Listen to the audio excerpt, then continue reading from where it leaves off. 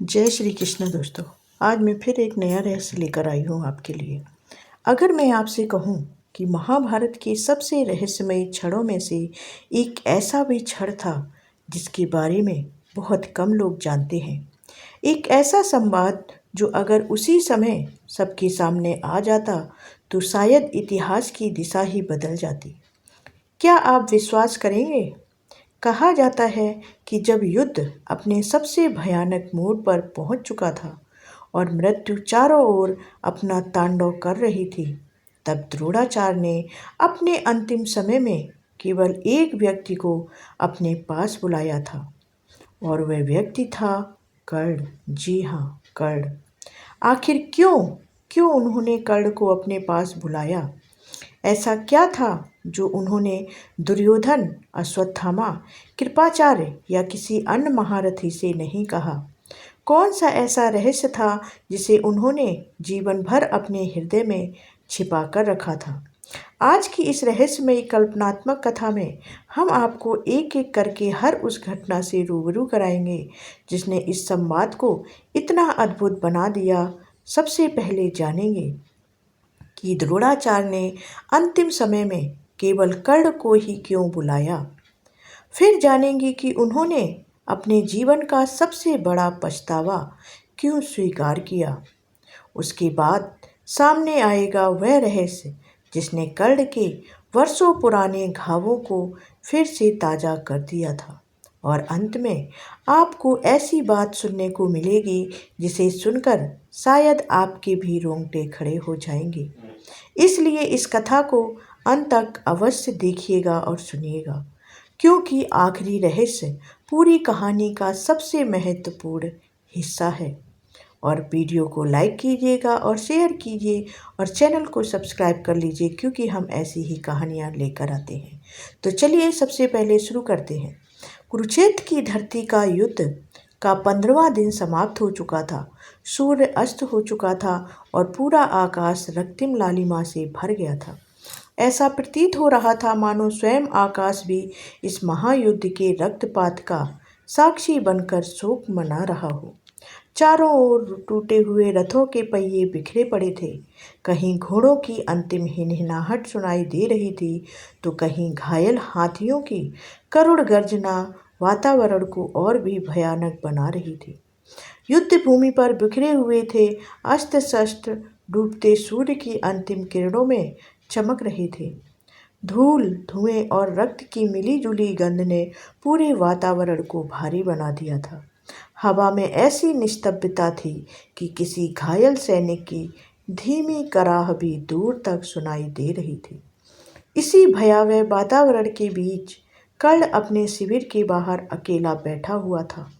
उसके सामने जलती हुई मशाल की लौ बार बार डगमगा रही थी, ठीक वैसे ही जैसे उसके मन के विचार डगमगा रहे थे। पूरे दिन का युद्ध उसकी आंखों के सामने बार बार घूम रहा था। द्रोणाचार्य का पतन, कौरव सेना का टूटता हुआ मनोबल और आने वाले कल का अनिश्चित भविष्य। वह जानता था कि अब युद्ध अपने अंतिम और सबसे भयानक चरण में प्रवेश कर चुका है। हर सूर्योदय किसी नए महारथी का अंत लेकर आ रहा था। तभी अचानक तेज कदमों की आहट उसे सुनाई दी। एक सैनिक हाँफता हुआ कर्ण के सामने आकर झुक गया। उसकी आवाज़ कांप रही थी। उसने कहा, अंगराज, गुरुदेव द्रोणाचार्य ने आपको तुरंत बुलाया है। उन्होंने स्पष्ट आदेश दिया है कि आप अकेले ही आएं। किसी और को इस बात का पता नहीं चलना चाहिए, ऐसा उस सैनिक ने कर्ण को कहा। यह सुनते ही कर्ण का हृदय जैसे एक पल के लिए थम गया हो। उसके मन में अनगिनत प्रश्न एक साथ उठ खड़े हुए। जिसने जीवन भर उसे अपना शिष्य नहीं माना, जिसने उसे केवल जन्म के कारण शिक्षा देने से इनकार कर दिया, जिसने सार्वजनिक सभा में उसके कुल का प्रश्न उठने दिए, वही गुरु आज मृत्यु से पहले केवल उसी को क्यों बुला रहे थे? क्या यह कोई अंतिम आदेश था या कोई पश्चाताप था? या फिर ऐसा रहस्य जिसे संसार कभी नहीं जान पाया। कर्ण बिना एक क्षण गवाए उठ खड़ा हुआ। उसने अपना धनुष वहीं रखा और अकेले ही द्रोणाचार्य के शिविर की ओर चल पड़ा। रात धीरे धीरे गहराने लगी थी। रास्ते में पड़े घायल सैनिक उसे देखकर सम्मान से सिर झुकाते, लेकिन कर्ण का ध्यान कहीं और था। उसके मन में केवल एक ही प्रश्न गूंज रहा था, आखिर गुरुदेव द्रोणाचार्य मुझे क्या बताना चाहते हैं।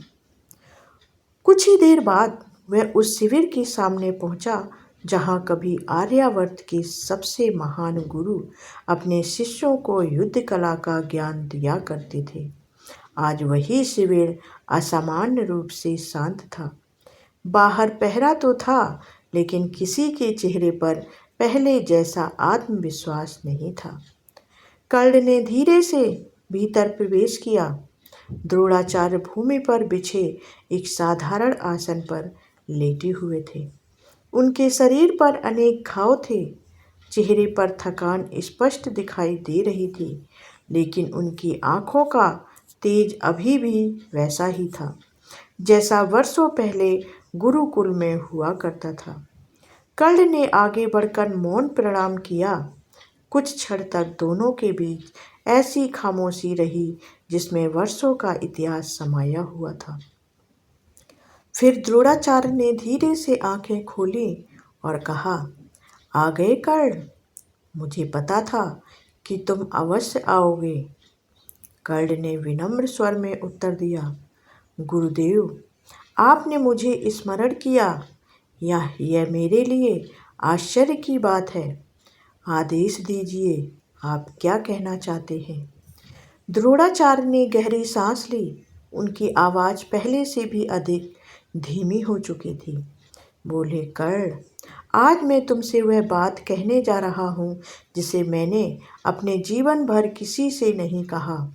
यह सत्य मेरे हृदय पर एक बोझ बनकर वर्षों से रखा हुआ था। शायद इसी बोझ ने मुझे कभी चैन से जीने नहीं दिया। कर्ण ध्यान से उनकी ओर देखने लगा। उसके मन में जिज्ञासा और भी बढ़ गई। द्रोणाचार्य ने कांपते हुए स्वर में कहा, तुम्हें याद है वह दिन जब तुम पहली बार मेरे आश्रम में धनुर्विद्या सीखने आए थे। तुम साधारण वस्त्र पहने हुए थे, लेकिन तुम्हारी आंखों में असाधारण आत्मविश्वास था। मैंने उसी क्षण समझ लिया था कि तुम्हारे भीतर कोई दिव्य प्रतिभा छिपी हुई है। तुम्हारे हाथों में धनुष पकड़ने का तरीका, तुम्हारी स्थिर दृष्टि, तुम्हारे शब्दों में वह दृढ़ता, यह सब किसी साधारण युवक में नहीं हो सकता था। यह सब मैंने पहले दिन ही पहचान लिया था तुम्हारे अंदर। कर्ण की आंखों के सामने वर्षों पुरानी स्मृतियां जीवित हो उठीं। उसे याद आया कि किस आशा के साथ वह गुरु द्रोण के आश्रम पहुंचा था और किस पीड़ा के साथ वहां से लौटा था। द्रोणाचार्य आगे बोले, लेकिन मैंने तुम्हें शिक्षा देने से इनकार कर दिया था। उस समय मैंने कहा था कि यह विद्या केवल क्षत्रियों के लिए है कर्ण, लेकिन आज मैं स्वीकार करता हूँ कि वह पूरा सत्य नहीं था। सच्चाई इससे कहीं अधिक कड़वी थी। कर्ण की सांसें तेज हो गईं। उसके मन में वर्षों से दबा हुआ प्रश्न अब उत्तर पाने के लिए बिल्कुल निकट था।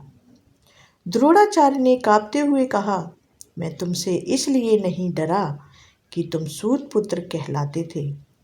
मैं तुमसे इसलिए डरा था क्योंकि मैं तुम्हारी प्रतिभा पहचान चुका था। मुझे भय था कि यदि मैंने तुम्हें शिक्षा दी तो एक दिन तुम अर्जुन से भी आगे निकल जाओगी।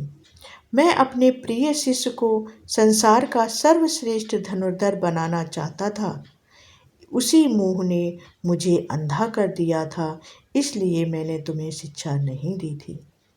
यह सुनते ही कर्ण का शरीर कांप उठा। वर्षों से उसके हृदय में जलता हुआ प्रश्न आज उत्तर बनकर उसके सामने खड़ा था। उसकी आंखों से एक बूंद आंसू धीरे धीरे गाल पर उतर आई, लेकिन उसे आभास हो गया था कि यह अभी शुरुआत है। द्रोणाचार्य के चेहरे पर ऐसा भाव था मानो सबसे बड़ा रहस्य अभी भी उनके हृदय में कैद हो, और वही रहस्य इस रात को इतिहास की सबसे रहस्यमयी रात बनाने वाला हो। द्रोणाचार्य कुछ क्षण तक मौन रहे।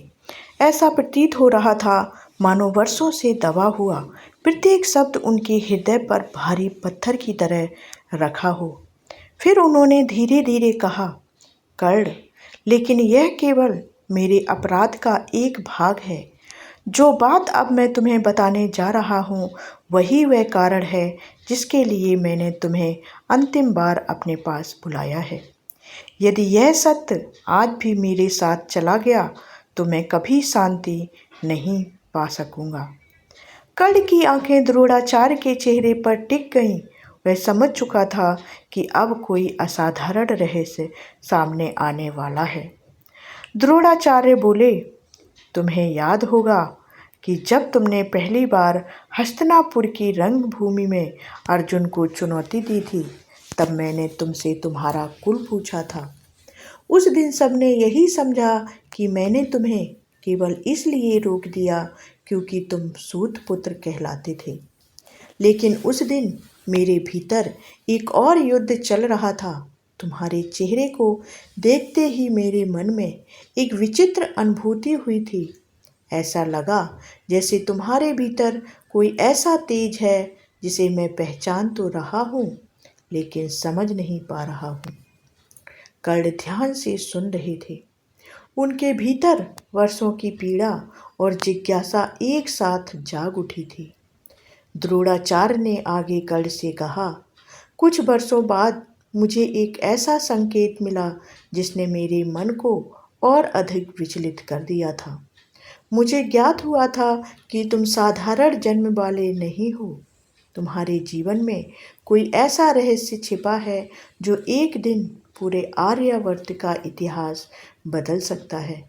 मैं उस समय पूरी सच्चाई नहीं जान पाया था, लेकिन इतना अवश्य समझ गया था कि तुम्हारा भाग्य किसी साधारण मनुष्य जैसा नहीं था।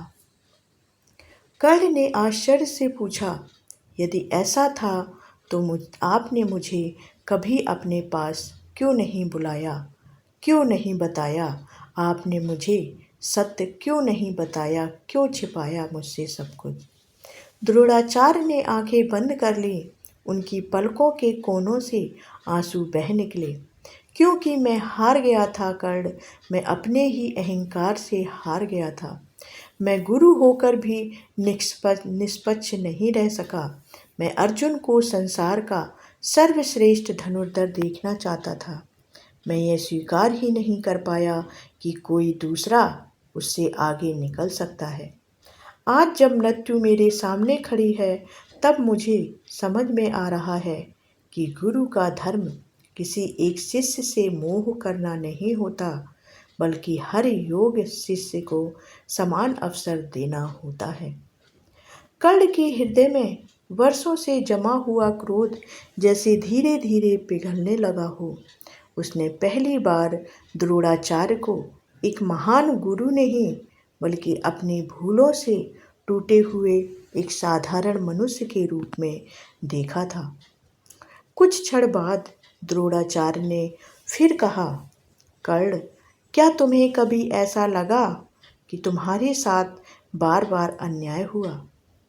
कर्ण ने बिना सोचे उत्तर दिया, हाँ गुरुदेव, बचपन से लेकर आज तक हमेशा मेरे साथ अन्याय हुआ। जन्म का रहस्य, समाज का तिरस्कार, शिक्षा से वंचित होना, बार बार अपमानित होना। ऐसा कोई दिन नहीं गया जब मैंने अपने भाग्य को दोष ना दिया हो। द्रोणाचार्य ने धीमे स्वर में कहा, यही कारण है कि मैंने तुम्हें बुलाया है। सुनो कर्ण, जीवन में जो व्यक्ति सबसे अधिक अन्याय सहता है, यदि वह अपने भीतर का धर्म नहीं छोड़ता, वही इतिहास में अमर होता है। संसार विजेताओं को कुछ समय याद रखता है, लेकिन संघर्ष वालों को सदियों तक याद रखता है। कर्ण के चेहरे पर गंभीरता छा गई।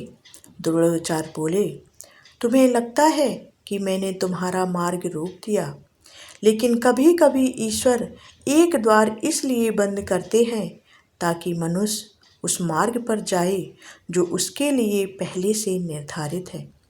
यदि तुम मेरे शिष्य बन जाते तो शायद तुम केवल एक महान योद्धा बनते, लेकिन मेरे इनकार ने तुम्हें वह कर्ण बनाया जिसकी दानवीरता, धैर्य और संघर्ष को आने वाले युगों युगों तक याद किया जाएगा। यह सुनकर कर्ण की आंखें भर आईं। द्रोणाचार्य ने कांपते हुए हाथ से उसका हाथ पकड़ लिया और बोले, लेकिन मेरी एक अंतिम प्रार्थना है। कर्ण बोला, आदेश दीजिए गुरुदेव।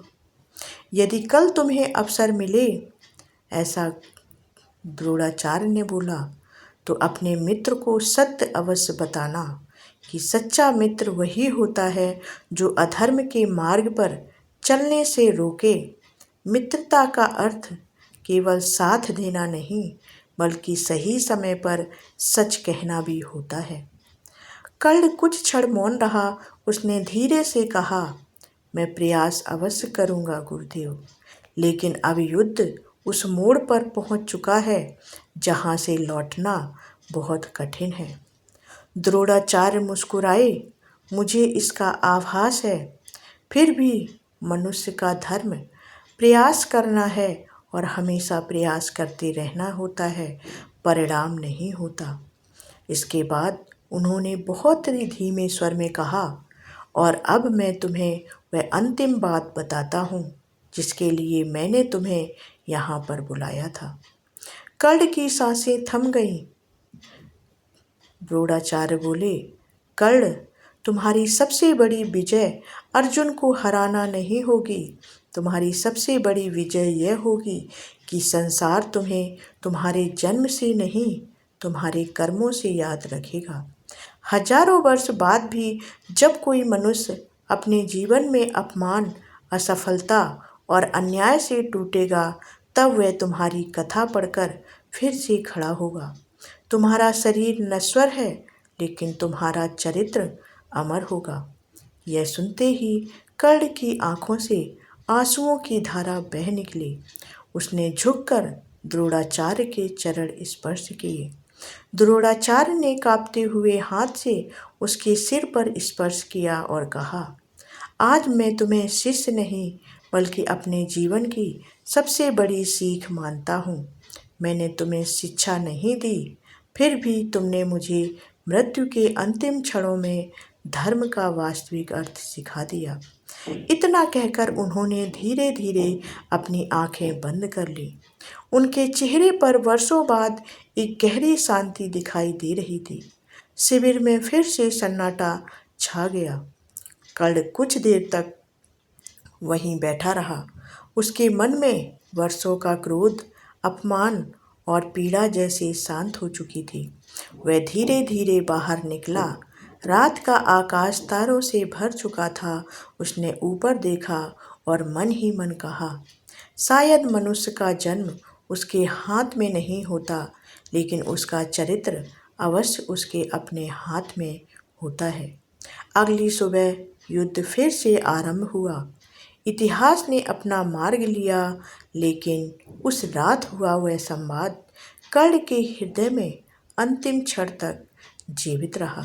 तो आपको द्रोणाचार्य और कर्ण का यह संवाद कैसा लगा, कमेंट करके हमें ज़रूर बताएं और वीडियो को लाइक करें, शेयर करें। यह जानकारी अपने दोस्तों और परिवार के लोगों के साथ, और महाभारत के रहस्यों के लिए मेरे चैनल को सब्सक्राइब कर लें।